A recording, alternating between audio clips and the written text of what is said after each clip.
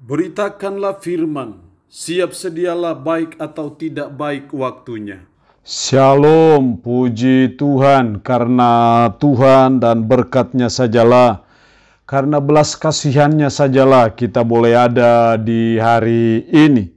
Kita percaya bahwa mendengar firman itu sesuatu yang sangat penting, karena iman itu timbul dari pendengaran, dan pendengaran akan firman Kristus.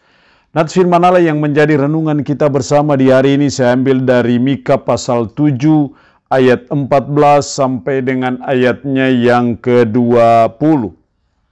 Secara khusus saya akan baca ayat 19 dan 20, firman-Nya berkata demikian. Biarlah Ia kembali menyayangi kita, menghapuskan kesalahan-kesalahan kita, dan melemparkan segala dosa kita ke dalam tubir-tubir laut. Kiranya Engkau menunjukkan setiamu kepada Yakub dan kasih-Mu kepada Abraham, seperti yang telah Kau janjikan dengan bersumpah kepada nenek moyang kami sejak zaman purbakala. Demikian kebenaran firman-Nya hari ini yang mengajar dan menasihati kita, belas kasihan Allah. Saya percaya setiap hari, waktu, detik dalam perjalanan hidup, kita selalu membutuhkan belas kasihan Allah. Karena tanpa belas kasihan Allah, saya percaya kita tidak ada lagi di dunia ini. Tapi belas kasihan Allah jugalah yang memungkinkan kita bisa ada sebagaimana kita ada. Belas kasihan Allah jugalah yang memberi kita waktu, kesempatan untuk kita terus mengintrospeksi diri, sadar dan bertobat dari dosa kita. Belas kasihan Allah jugalah yang memungkinkan kita bisa bertambah usia kita. Kita masih bisa bekerja, kita bisa melaksanakan tugas dan tanggung jawab kita. Kita bisa punya gelar, kita bisa punya kedudukan, kita bisa punya jabatan. Kita harus akui dan sadari, itu semua belas kasihan Allah. Dari kebenaran firman Allah hari ini kita akan belajar bagaimana supaya kita bisa mengalami belas kasihan Allah terus-menerus. Apa yang harus kita buat, yang dituntut dari Tuhan supaya kita memperoleh belas kasihan Allah yang spesial, yang khusus bagi saudara dan saya. Setidaknya ada 3 hal penting yang dituntut dari kita berdasarkan ayat firman Allah di hari ini. Yang pertama adalah memohon belas kasihan Tuhan. Jadi kalau kita mau mengalami belas kasihan Allah, ya kita harus berdoa. Kita harus meminta, kita harus memohon kepada Allah supaya Allah memberikan kita terus-menerus belas kasihan Allah itu. Ayat 14 sampai 20 ini menunjuk kepada doa dari sang nabi akan umat Allah yang kacau, yang rusak, sehingga nabi terus memohon belas kasihan Allah bagi umat pada waktu itu.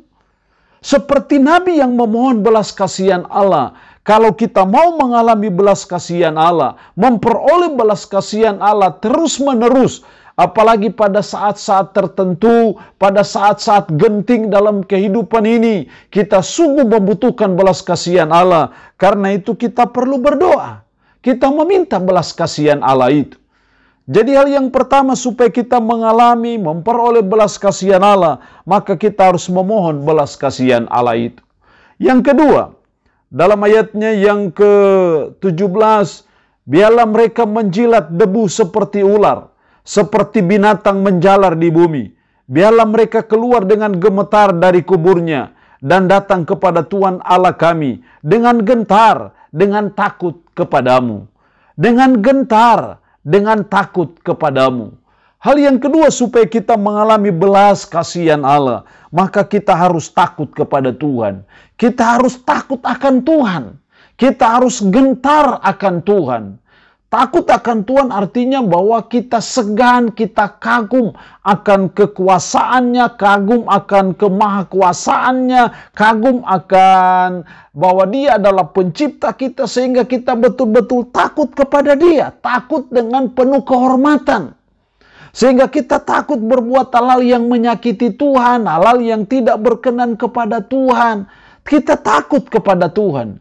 Kalau kita takut kepada Tuhan, maka saya percaya kita akan terus mengalami dan terus memperoleh belas kasihan Allah itu dalam hidup kita. Apalagi saat kita berjuang dalam hal-hal tertentu, kita sedang bergumul untuk hal-hal tertentu, kita sedang mengalami suatu problematika yang berat dalam hidup secara pribadi, dalam keluarga, menyangkut pekerjaan, menyangkut usaha, menyangkut bisnis, menyangkut anak-anak kita, maka kita sungguh-sungguh membutuhkan belas kasihan Allah itu. Karena itu, sikap takut akan Tuhan, itu sesuatu yang sangat dibutuhkan bagi saudara dan saya, untuk saudara dan saya bisa mengalami ataupun memperoleh belas kasihan Tuhan. Mari kita mengintrospeksi diri. Apakah kita termasuk dalam bilangan orang yang takut akan Tuhan atau tidak? Kita seringkali memohon belas kasihan Tuhan, tetapi di sisi yang lain kita acuh tak acuh dengan Dia. Artinya bahwa kita tidak takut kepada Dia. Tapi sebagai umat, mari kita terus belajar supaya kita terus berusaha, supaya kita masuk dalam kategori bilangan orang yang takut akan Tuhan, sehingga kita terus mengalami belas kasihan Allah itu. Yang ketiga, supaya kita mengalami belas kasihan Allah itu, ayat 18 dan 19. Siapakah Allah seperti engkau yang mengampuni dosa dan yang memaafkan pelanggaran dari sisa-sisa miliknya sendiri, yang tidak bertahan dalam murkanya untuk seterusnya, melainkan berkenan kepada kasih setia?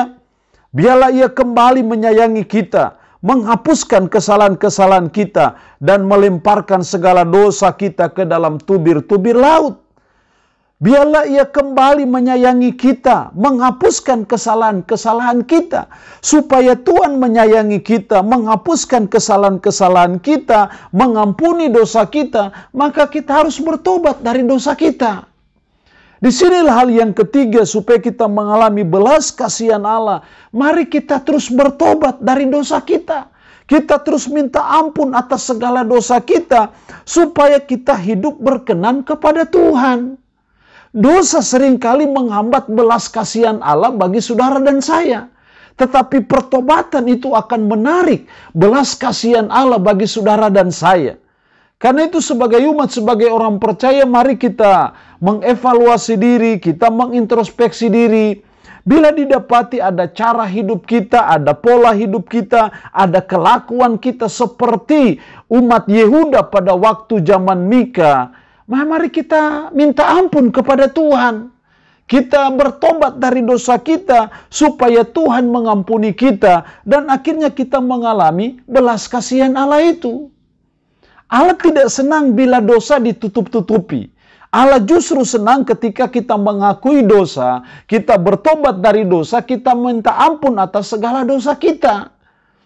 Kita adalah manusia berdosa, karena itu kita terus mengevaluasi diri kita, terus mendiagnosa diri kita, sehingga kalau ada cara-cara hidup kita yang tidak berkenan kepada Allah, mari kita sadari, kita akui, dan kita bertobat dari dosa-dosa kita, sehingga kita mengalami belas kasihan Allah dalam hidup kita secara terus-menerus.